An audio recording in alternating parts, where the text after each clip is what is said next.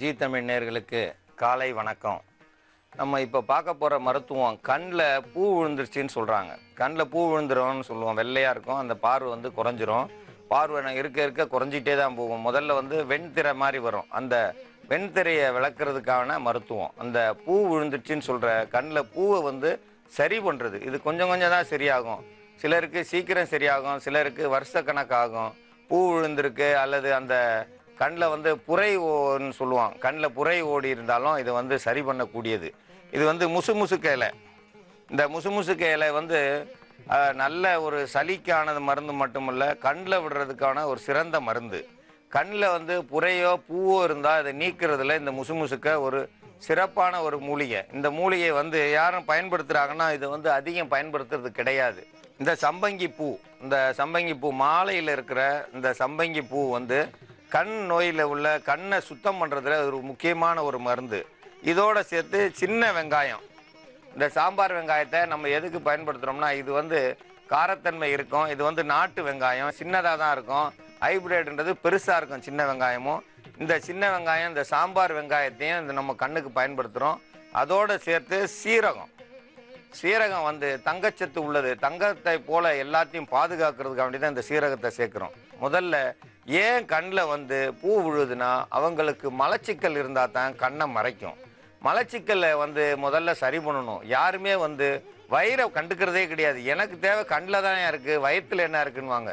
வீட்டுக்குள்ளே நுழையணும்னா எப்படி பூட்டை திறந்து வாசப்படியை திறந்து வீட்டுக்குள்ளே வரணுமோ அந்த முறை பிரகாரம் வந்தால் தான் எல்லா இடத்துக்கும் போக முடியும். அந்த மாதிரி வயிறு சுத்தம் பண்ணியாச்சுன்னா கண் பார்வை தெளிவாக இருக்கும். 3 நாளைக்கு மோஷன் போகாமல் இருந்தால் கண் பார்வை குறைஞ்சிரும். ஒரு சில பேர் 7 நாளைக்கு போகாமல் இருக்காங்க, அவங்களுக்கு தான் இந்த கண் பார்வை கெட்டுரும், அவங்களுக்கு புரை ஓடும். ஏன் புரை ஓடுதுன்னா அழுக்குகள் வந்துடும், கண்ணை வந்து மறைக்கும். கண்ணை மறைச்சி கண் பார்வை குறைய ஆரம்பிச்சிடும். அவங்கெல்லாம் கண்டிப்பாக மலச்சிக்கல் இல்லாமல் இருக்கிறதுக்கு கொய்யாப்பழமோ அல்லது கடுக்காய் பொடி அல்லது வேற இந்த இனிமா கொடுக்குற முறை, இந்த மாதிரி ஏதாவது ஒரு முறையில் மலச்சிக்கலை வெளியேற்றணும். மலச்சிக்கல் இல்லாமல் இருந்தால் ரொம்ப நல்லது. கண் பார்வை சீக்கிரம் தெரியும். மலச்சிக்கலை வச்சுக்கிட்டே எனக்கு கண் நல்லா தெரியணும் அது வந்து ரொம்ப கஷ்டம். மலச்சிக்கல் சரியானால் தான் கண் பார்வை சரியாகும். அது மட்டும் இல்லாத இந்த தூசிகள் அதிகமாக கண்ணில் போய் சேர்ந்துருக்கும். அந்த தூசிகள் வந்து அந்த கண்ணை வந்து சரியாக அவங்க வந்து துடைக்கிறது கிடையாது.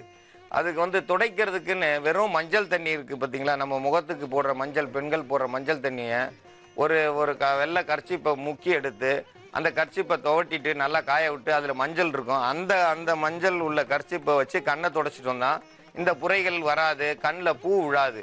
யார் ஒருத்தருக்கு கண் வலி வருதோ கண்டிப்பாக அவங்க மருந்து போடக்கூடாது. கண்ணில் உள்ள அழுக்குகள் கண் வழியாக தான் வெளியே வரணும். கண் வழியாக வர வேண்டிய அழுக்குகளை வரவிடாமல் நம்ம எதையாவது மருந்தை போட்டு நிறுத்தினோம்னா அது மூளைக்குள்ளே கட்டியாவோ அல்லது கண்ணுக்குள்ளே புரையாக மாறி தான் வரும், அல்லது கண்ணில் பூவாக மாறும்.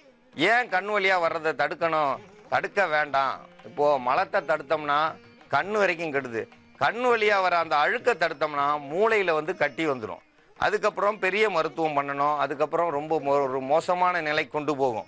அதனால் கண் வலி வந்தாலோ அல்லது இந்த மலச்சிக்கல் இருந்தாலோ அதை வந்து சரி பண்ணிடணும். கண் வலி வந்தால் கண்டிப்பாக மருந்து போடக்கூடாது. கண்ணில் எவ்வளோ அழுக்கு வருதோ அது வரட்டும். அது வர வர அது எங்கேருந்து வருது? நம்ம தலைக்குள்ளே இருக்கிற அழுக்குகள். அந்த அழுக்கு வெளியே வர வர நம் கண்கள் சுத்தமாகும். கண் சுத்தமானால் தலைக்குள்ளே இருக்கிற பாரம் குறையும். ஏன்னா நம்ம தலையில் 1008 தூசி, வண்டியில் போகிறோம், அந்த தூசி எல்லாமே தலைக்குள்ளே இறங்கி திருப்பி இந்த கண் வழியாக வெளியே வருது. வெளியே உள்ளே வச்சிருக்க முடியாமல் தான் வெளியில் அனுப்புது. அதை தடுக்கக்கூடாது. அந்த முறையை பயன்படுத்தினோம்னா கண்ணுக்குள்ளே அழுக்கு வராது. அழுக்கு இல்லாமல் இருந்தால் கண் பார்வை தெளிவாக தெரியும். மலச்சிக்கலுக்கு கண்டிப்பாக செவ்வாழைப்பழம், பூம்பழம், நாட்டுப்பழம் இந்த மாதிரி பழங்களை சாப்பிட்டு மாலை வேளையில் குடல்கள் சுத்தம் பண்ணுற அளவுக்கு அல்லது பஞ்சகவியா இரவு தூங்க போகும்போது ஒரு உள்ளங்கை அளவு பஞ்சகவியா குடிச்சிட்டு தூங்குனா மலச்சிக்கல் இருக்காது. இப்போ இந்த மருத்துவத்தை பார்ப்போம். இந்த சம்பங்கி பூ, இந்த முசுமுசுக்க, சின்ன வெங்காயம், சீரகம் வந்து ஒரு சிட்டிக்கு அளவுக்கு போதும். அதில் ஊறினாலே போதும். அதெல்லாம் பவுடரை அரைக்க வேண்டியதில்லை.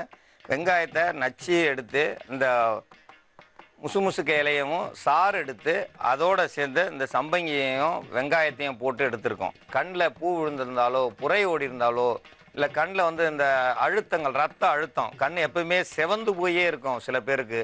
அதில் கேட்டால் கண் ப்ரெஷர்ன்னு சொல்லுவாங்க. அந்த கண்ணை வெளியில் வந்து விழுகிற மாதிரி இருக்கும். அதுக்கெல்லாம் வந்து இது ஒரு 20 நாளைக்கு ஒரு முறை கண்ணில் ஒரு 3 சொட்டு ஒரே ஒரு முறை தான் விடணும். தினந்தோறும் 20 நாள் விட்டுறக்கூடாது. அது தவறான ஒரு இது.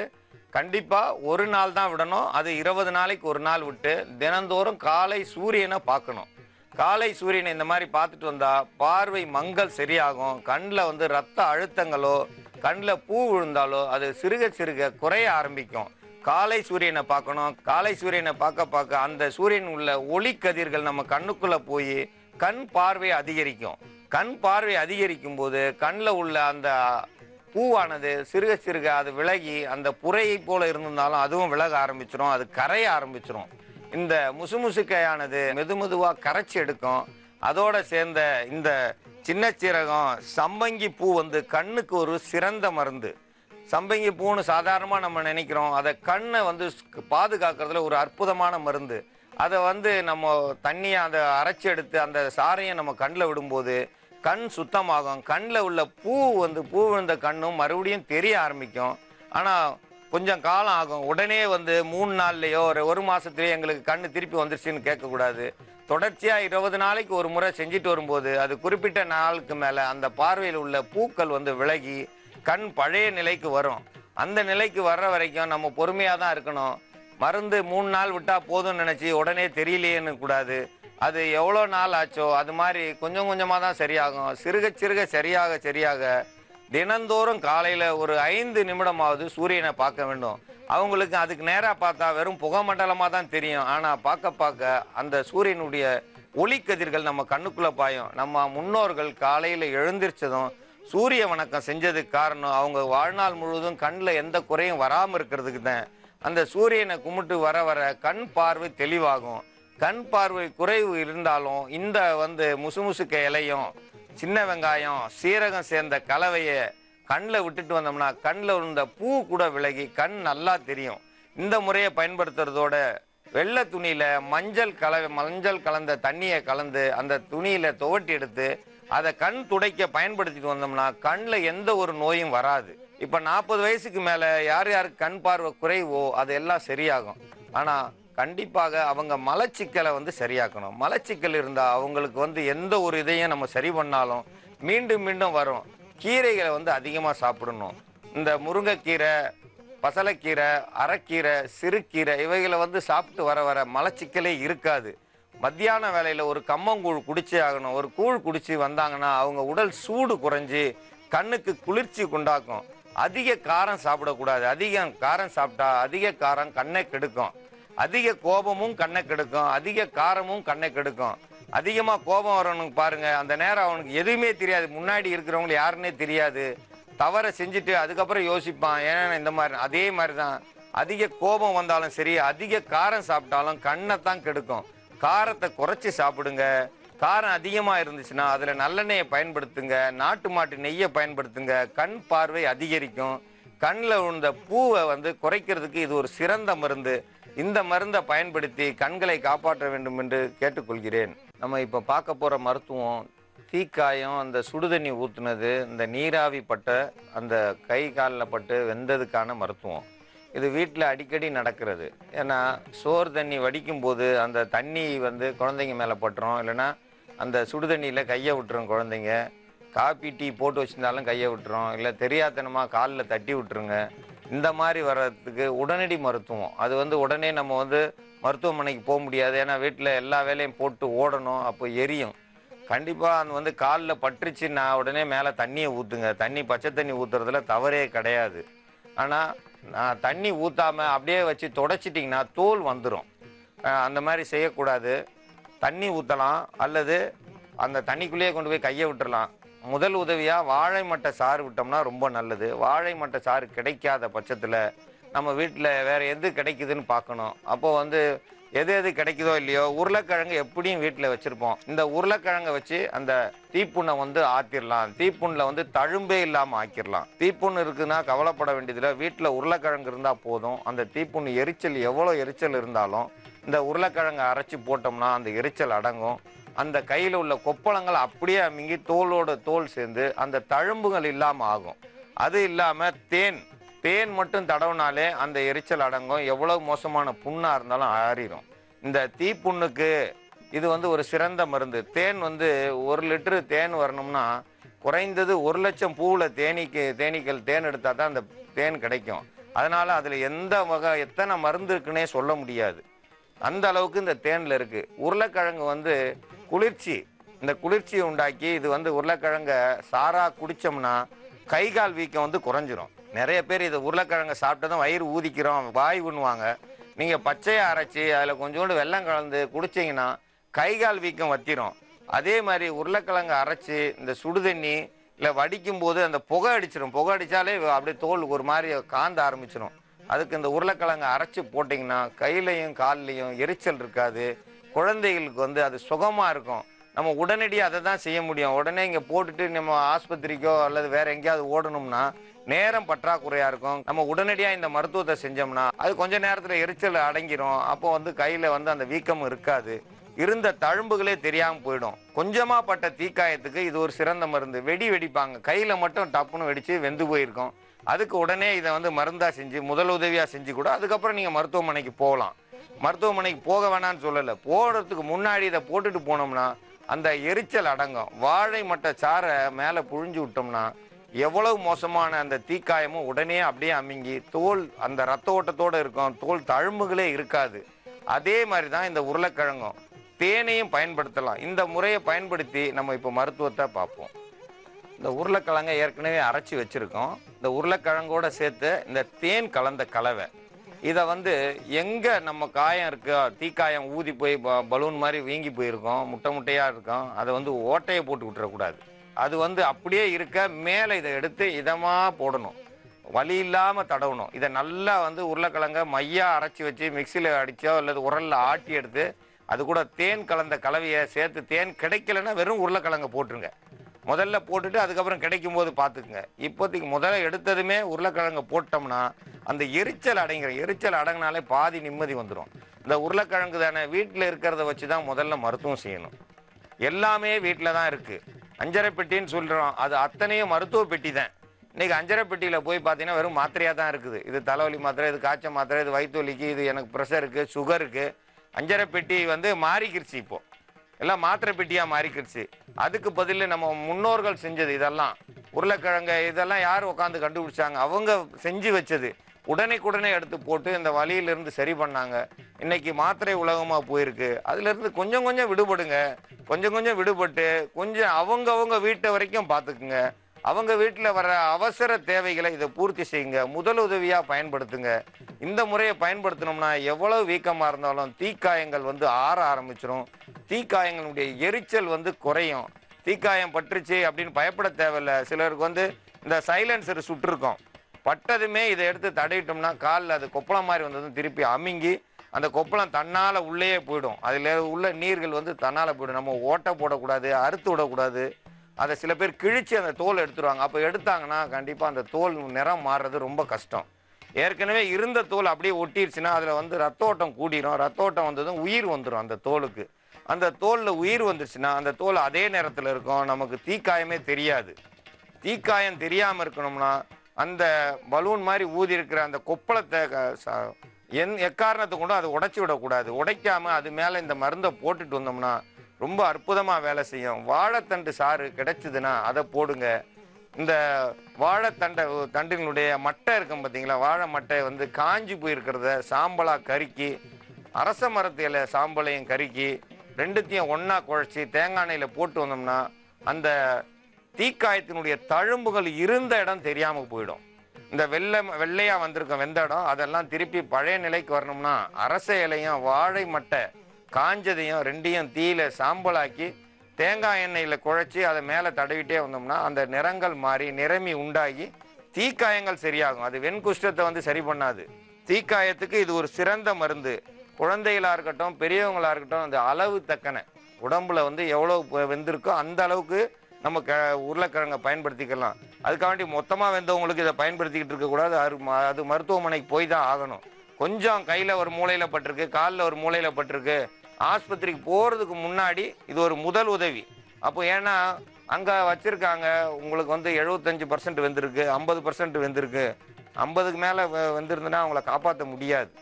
ஏன்னு கேட்டிங்கன்னா 50க்கு மேலே வெந்திருந்தா அங்கே ரத்த ஓட்டம் இருக்காது. தோள்கள் எல்லாம் சுருங்கிரும், அவங்கள காப்பாற்ற முடியாதுன்னு ஒரு கணக்கு வச்சுருக்காங்க. ஒரு 30% வெந்திருந்தா கண்டிப்பாக அவங்கள காப்பாற்றிடுவாங்க. 65, 70ன்னா அவங்கள வந்து காப்பாற்ற முடியாது. காப்பாற்றினாலும் ஒரு குறிப்பிட்ட நாளில், ஒரு வாரம் 10 நாளில் அவங்க வந்து கண்டிப்பாக இறந்துருவாங்க. அதனால் அவங்கக்கிட்ட போய் இதெல்லாம் போட்டு விளையாடக்கூடாது. கையில் காலில் இருந்துச்சு, லேசாக பட்டுச்சு, ஒரு கையகலம் பட்டிருக்கு, ஒரு காலில் ஒரு மூளையில் பட்டிருக்கு, அதுக்கு வந்து இந்த மருத்துவம் செய்யணும். அதை விட்டுட்டு உடம்பு முழுகா பட்டிருக்கு, நாங்கள் வீட்டிலே வச்சு பார்த்துக்குறோம், மருத்துவ செலவு செய்ய முடியாதுன்னு தப்பு செய்யக்கூடாது. அதுக்கெல்லாம் மருத்துவமனைக்கு தான் போகணும். ஏன்னா மருத்துவமனை அதுக்கு தான் இருக்குது. சிலர் தவறாக எடுத்துக்கிறாங்க, எல்லாமே மூலிகை மருந்தில் சரி பண்ணிடும்னு. எல்லா மருத்துவமும் எல்லா மனிதர்களுக்கு நல்லது செய்ய தான் செஞ்சுக்கிட்டு இருக்காங்க. சிலது கொஞ்சம் மெதுவாக வேலை செய்யும், சிலது கொஞ்சம் வேகமாக வேலை செய்யும். அதனால் மருத்துவத்தை குறை சொல்லக்கூடாது. எந்த மருத்துவம், எல்லா மருத்துவமும் தலை சிறந்த மருந்து நமக்கு. ஏன்னா மனிதனை காப்பாற்ற பிறந்தது எல்லா மருத்துவமும். என்னை பொறுத்த வரைக்கும் அது ஆங்கில மருத்துவமாக இருக்கட்டும், யுனானியாக இருக்கட்டும், சித்தாவாக இருக்கட்டும், ஆயுர்வேதாவாக இருக்கட்டும், நமக்கு நல்லது செஞ்சால் அந்த மருத்துவத்தை போய் எடுத்துக்கிற வேண்டியதேன், தப்பு கிடையாது. எங்கே நல்லது கிடைக்குதோ அங்கே போய் நம்ம வந்தோம்னா நல்லது. எப்படி ஒரு கோயிலுக்கு போனோம், அது எந்த கோயிலாக இருந்தாலும் நம்ம என்ன செய்கிறோம், ஏதோ ஒரு அங்கே சக்தி இருக்குது, அப்போ நம்ம அங்கே தலை வணங்கிட்டு தான் வரணும். நான் இந்த சாமியை கும்பிடுவேன், அந்த சாமியை கும்பிட மாட்டேன்ற மாதிரி இந்த மருத்துவம் செய்வேன், அந்த மருத்துவம் செய்ய மாட்டேன்றது வந்து தவறான கருத்து. தேவைன்னா போகணும். சில சித்த மருத்துவர்கள் முடியாத பட்சத்தில் அங்கே போய் ட்ரிப்ஸு போட்டு தான் ஆகணும், போட்டால் தான் தப்பிக்க முடியும். அதே மாதிரி ஆங்கில மருத்துவர் மஞ்சக்காமலை வந்துன்னா சித்த மருத்துவர்கிட்ட வந்தால் தான் தப்பிக்க முடியும். இல்லைன்னா அங்கே ஆங்கில மருத்துவத்தில் அவங்களால ஜெயிக்க முடியாது, அங்கேயும் உயிர் போயிடும். அதில் வந்து அவங்க வந்து அந்த ப்ரெஸ்டீஜ் பார்த்தாங்கன்னா அவங்க இழந்துட்டு போயிடுவாங்க. அதனால் எல்லா மருத்துவமும் ஒன்றுக்கு ஒன்று கைகோர்த்து இருந்தால் தான் மனித குலம் வந்து ஜெயிக்க முடியும். அதனால் இந்த தீக்காயத்துக்கான மருந்தை இந்த முறையை சிறப்பாக வந்து வீட்டில் வச்சுருக்க உருளைக்கிழங்குல செய்கிறோம். அப்போது வந்து வெங்காயத்தில் மருத்துவம் செஞ்சுருக்கிறோம், முட்டையில் மருத்துவம் செஞ்சுருக்கிறோம், முட்டைகோஸில் மருத்துவம் செஞ்சுருக்கிறோம், காலிஃப்ளவரில் எல்லாத்துலேயும் மருத்துவம் இருக்குது. ஒவ்வொரு பொருள்லேயும் மருத்துவம் இருக்குது. அதை தெரிஞ்சுக்கிறது தான் கஷ்டம். கையில் வெண்ணெயை வச்சுட்டு நெய் கலையக்கூடாது. இங்கே வீட்டுக்குள்ளே மருந்து வச்சுட்டு வெளியில் போய் தேடிக்கிட்டு இருக்கக்கூடாது. அதனால் கையில் இருக்கிறத வச்சே மருத்துவம் செய்கிறது தான் கெட்டிக்காரத்தனம். வீட்டுக்குள்ளே இருக்கிற பொருளை வச்சு என்ன செய்யலாம் அதை யோசிக்கணும். அதை யோசனை பண்ணி அந்த மருத்துவம் செய்கிறவங்க கண்டிப்பாக வந்து ஜெயிச்சிருவாங்க. சிறு காயங்களை நம்ம எப்படி கையில் ஒரு பேண்டேட் வாங்கி ஒட்டிக்கிறீங்களோ, ஒரு பிளாஸ்டர் போட்டு ஒட்டிக்கிறீங்களோ, அந்த மாதிரி இது சின்ன காயத்துக்கு, தீக்காயத்துக்கு இது ஒரு சிறந்த மருந்து. இந்த மருத்துவத்தை பயன்படுத்தி தீக்காயங்கள் இருந்து நீங்கள் வந்து நல்ல தோள்கள் அதே நேரத்துக்கு கொண்டு வர வரைக்கும் இதை போடணும். அந்த முறையை பயன்படுத்தி பயன்பெற வேண்டும் என்று கேட்டுக்கொள்கிறேன். அன்பார்ந்த நேயர்களே, நமது நிலையத்துக்கு வந்த கடிதத்தில் கும்பகோணத்திலிருந்து ஒரு பெண்மணி எழுதியுள்ளார். பெயர் கூற வேண்டாம் என்று எழுதியுள்ளார். அவருக்கு உடலில் பாதிப்பு வந்து கண் பார்வை குறைந்துள்ளது. கண் பார்வை 5 வயதிலிருந்தே குறைந்துள்ளது என்று எழுதியிருக்கிறார். கண் பார்வை குறைந்து கண்ணாடி அணிந்திருக்கிறார். அந்த கண்ணாடி அணிந்திருந்தும் இப்போ நம்ம சொன்ன மருத்துவத்தை பண்ணலாமான்னு கேட்டிருக்காங்க. கண்ணுக்கு மருந்து நீங்கள் செஞ்சதை நான் போடலாமா, எனக்கு பயமாக இருக்குன்னு எழுதியிருக்காங்க. நாங்கள் செஞ்சிருக்க ஒவ்வொரு மருத்துவமும் அது சிவனுக்கு உகந்தது. அந்த மருத்துவம் யார் செய்தாலும் தவறு வராது, எந்த தவறும் வராது. என்னுடைய மருத்துவத்தில் மட்டும் தவறே வராது. தவறு வர மருத்துவத்தை நான் செய்ய மாட்டேன். நாங்கள் வந்து உண்மையை சொல்ல தான் வந்திருக்கோம். ஏன் உண்மையை சொல்கிறோம்னா, மருத்துவத்தில் பொய் சொன்னால் கெட்டது போயிடும், நிறைய பேர் வாழ்க்கை கெட்டு போயிடும், நிறைய பேர் வாழ்க்கையில் ஒளி ஏற்றணும் தான் நாங்கள் வந்து இந்த மருத்துவத்தையே சொல்ல வந்திருக்கோம். ஏன் இந்த மருத்துவத்தை சொல்ல வந்திருக்கோம், யாரோ ஒருத்தர் எங்கேயோ ஒருத்தர் பண்ணிட்டு போகிறாங்களேன்னு போகக்கூடாதா? இல்லை, பார்க்கலாம்ல. ஒவ்வொருத்தருடைய இதை வந்து சரி பண்ணணும். என்ன சொல்லியிருக்காங்க, ஒவ்வொருத்தர் வாழ்க்கையிலும் ஒரு லட்சியம் இருக்கும். என் நாடு, என் மனைவி, என் மக்கள்னு சொல்லி செத்தாரு நெப்போலியன். அதே மாதிரி இது என் நாடு, என் மனைவி என் கூட இருக்காங்க, எல்லாரும் என்னுடைய மக்கள். என்னுடைய மக்கள் என்ன, நம்ம பார்க்குற அனைவருமே, அது எந்த நாட்டில் பார்த்தாலும் எல்லாரும் மனித இனம். எல்லா மனித இனத்துக்கும் வந்து நல்லது செய்யணும் தான் நாங்கள் சொல்ல வரோம். நம்ம செய்கிற மருத்துவம் உலகத்தின் கடைசிக்கு போய் சேரும் பொழுது அந்த சுகம் இருக்குது பார்த்தீங்களா, அதுக்கு ஈடாக எதுவுமே இல்லை. ஏன் 24 மணி நேரமும் என்னுடைய செல்ஃபோன் சுவிட்ச் ஆஃப் பண்ணாமல் வச்சுருக்கேன்னா, ஒவ்வொருத்தருக்கும் ஒரு அவசர உதவிக்கு தான் 108 விட அதிக வேகமாக நான் வந்து மருத்துவம் சொல்லுவேன். அதனால் இந்த மருத்துவத்தை நீங்கள் கண்டிப்பாக செய்யணும். கண்ணுக்கு போடுற மருத்துவத்தை செய்ய பயந்தீங்கன்னா, நாங்கள் மருத்துவமே செய்ய வேண்டியதை எல்லாமே பொய்யாத்தானே இருக்கணும். பொய்யின்ற பேச்சுக்கே இடம் இல்லை. ஒவ்வொன்றையும் நாங்கள் செஞ்சு எங்கள் வீட்டில், என் குடும்பத்தில், என் குழந்தைகளுக்கு எல்லாருக்கும் என் கண்ணில் விட்டு தான் நான் அடுத்தவங்களுக்கே விடுவேன். நான் ராத்திரியில் 50 கிலோமீட்டர் லைட் இல்லாமல் பைக் ஓட்டிட்டு போவேன். இது உலக சாதனையாக என்னால் காட்ட முடியும். இது எந்த அமாவாசை இருட்டிலையும் நான் ஓட்டி காட்டுவேன். ஏன்னா அந்த கண்ணில் அதை விட்டதால் என்னுடைய பார்வை அதிகமாக இருக்குது.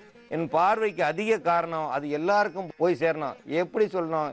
யாம் பெரும் இன்பம் இவ்வையகம் பெருகன்னு சொன்னாங்க. அது உண்மை. அதைத்தான் நான் உங்களுக்கு சொல்லியிருக்கிறேன். மறைமுகமாவோ தவறாவோ ஒருத்தர் கண்ணை கெடுத்தோம்னா அவங்க வாழ்க்கையே கெடுத்ததுக்கு சமம்.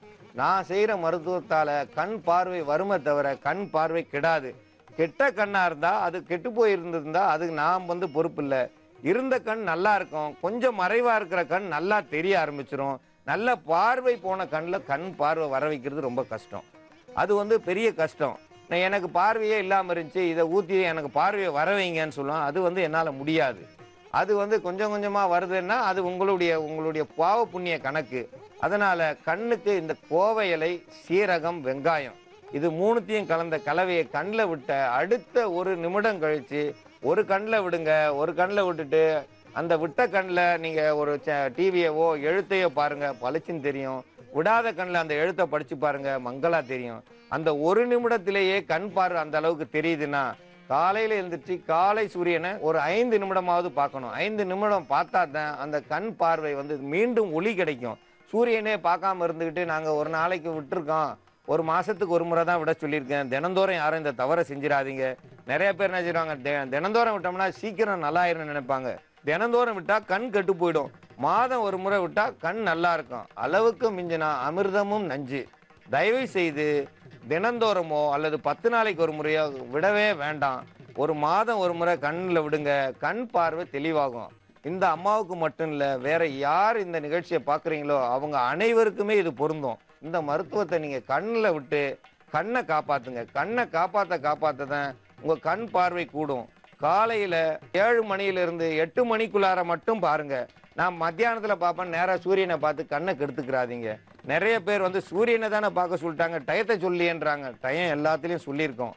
6 மணிலேருந்து 8 மணிக்குள்ளேன்னா 7லேருந்து 8 சூரியனை ஒரு 2 நிமிடமாவது கண் இமைக்காமல் பார்த்தீங்கன்னா உங்கள் கண் பார்வை கூடும்.